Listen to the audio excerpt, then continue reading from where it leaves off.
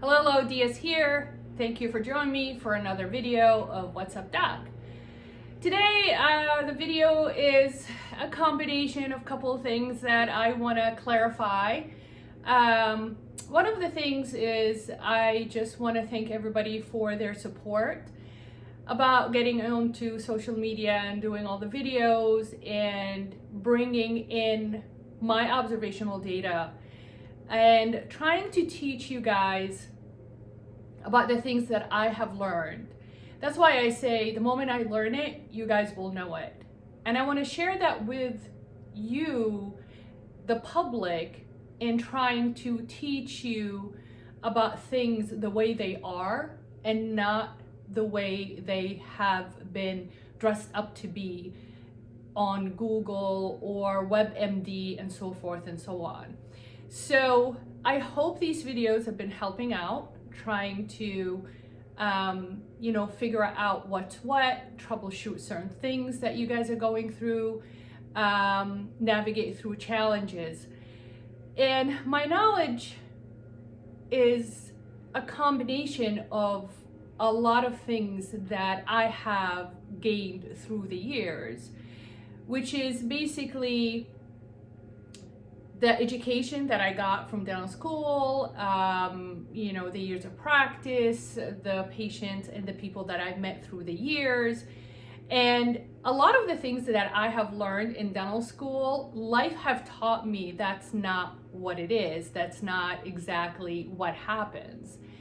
And I have shifted my opinion about certain things as I continue to practice, obviously. And if you talk to anybody that's really passionate about not only the technical part of dentistry, but about the people that you meet, you sit down and listen and get engaged with their conversation, and you can learn so much, and you start shifting your style of practice and your style of approach towards certain dental challenges.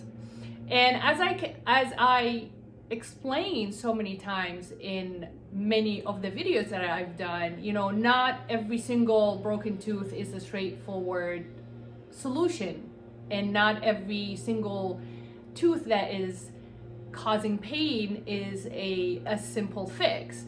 So every tooth is different, although the condition is the same, but every tooth is different. So I hope these videos are helping you guys out, simplifying the dental life or the dental world that I live in every single day. And I'm so happy to share that with you.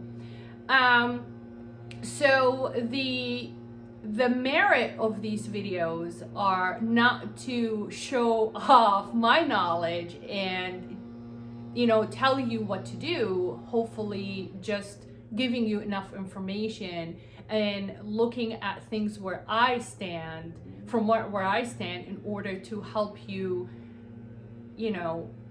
make the right decision for your dental care.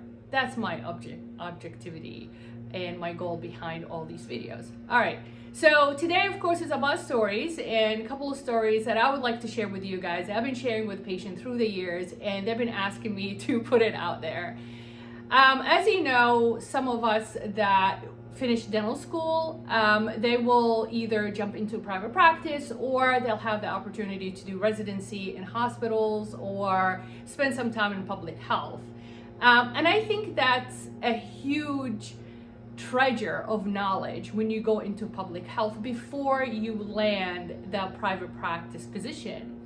And the reason for that is because you see a huge variety of patients from all over the culture, fabric, and background. And that helps you gain a lot of experience navigating through stress and anxiety, and you gain so many tools how to decipher what the patient is all about and what the patient is complaining, and how to calm them down and how to comfort them, and so forth and so on. So either public health or residency. So I did 1 year residency in Reading, Pennsylvania, but also I did a lot of mini residency in dental schools. And one of the stories that I share with some of my patients, the stuff that I have seen, I think I will never see in private practice, or I haven't even seen in private practice in the past 22 years.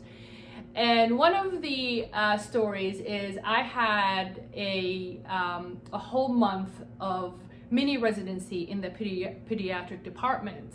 So taking care of children from communities that could not, get to a dentist. So dental school will offer the dental care for them and will help them get on the right foot, especially with immigrants coming through New York City. They're under like state health systems. So it was so much fun to see, and there was lots and lots and lots of kids coming through, and I, because love children, it was so much fun for me to do. But I had a mom that called me one day and she said that I want you to take a look at my kid's roof of the mouth. He has a lot of bumps and they're not going away. And I said, okay, bring him in. So she brought him in and she said, and she was very, very strict, like sit down, don't talk, don't touch anything, open your mouth, that kind of mom.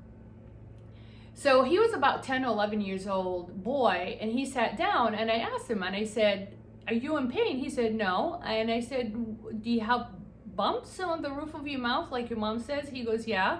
And I said, where are these bumps coming from? And he just shrugged his shoulders. I said, all right. So laid him down, took a look.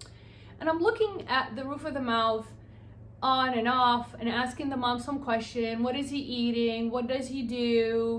His habits, and just like my videos. And the mom says, I don't know. I just, noticed I was helping him brush his teeth and I noticed the bumps. And is that an infection? Is it inflamed? Is it something that we need to do? Does he need medication? I said, I'm not sure what it is. Obviously, in the roof of the mouth, there is certain anatomy that's normal, that I could not recognize though. So I asked the mom to step out. And I said, let me just ask him a couple of questions. He might be a little bit nervous answering some of the questions. Because sometimes when you separate the child from the mom, they will open up a little bit. Maybe he's just intimidated by, the mom's command to behave. So I said, I want you to sit down for a little bit and let me talk to him and ask him some questions. So I asked him a couple of questions. Where you go to school? What do you guys do in school? What do you eat in school? How about when you come home? What do you play with? And this and that. So it was nothing. I got nothing from him. There's nothing out of the ordinary that I could put together to explain what are those markings in the roof of his mouth. So I gave up. So I called one of my faculty members and I told him, listen, I've done it all by the book. I asked all the questions I needed to ask. The mom is here. We have no idea. She's just worried. We need an answer for the mom to reassure her and comfort her, and is this something that we need to biopsy? Is this something that we need to send to oral surgery? He goes, all right, let me just take a look. So he came over and he looked in the mirror and looked, and he gave me the mirror. He goes, take a look again. And I said, what are you talking about? I've been looking at his mouth for the past 20 minutes. And he said, take a look again. And I held the mirror. Of course, when you hold the mirror inside the mouth, it's a reverse vision. He goes, what do you see? What does that look like to you? And I said, I don't know. It just bumps. And he goes, no. Take a look again. And I looked. And he goes, move your mirror away from the palate a little bit, or the roof of the mouth a little bit, and take your time, take a look at it. And what we found out, and I said, I have no idea what you're talking about. He says, does this looks like the impression of a quarter, the actual 25 cents coin, in the roof of the mouth? And I said, are you serious? And he said, yeah. So we looked again at it and we reversed the vision, the actual image of it with the mirror, and it was. So he looked at the kid and he asked him, do you suck on something? Do you put money in your mouth? And the kid's like, yeah, I suck on quarters all day. So that kid was sucking on a quarter all day long, imprinting the quarter image in the roof of his mouth. So how do you explain something like that to a mom? She would have probably she thought we were crazy. So, you know, my faculty explained to me, is like, this is how you approach her and just break it down for her and, you know, all that stuff. And I told her that, and she was so mad at him. And I said, you know, make sure he has his tetanus shots and make sure he sees his pediatrician and he has all the immunizations. And there was no infection, just the imprint. He got lucky because that dirty quarter being in the mouth that long to be imprinted in the roof of the mouth. So those are the experiences and stories that I would definitely always remember till the last day of my life by doing the public health services that I have done before going into private practice. So I hope you guys enjoyed that story. I thought I will share it with you guys, and I'll catch you on the next video.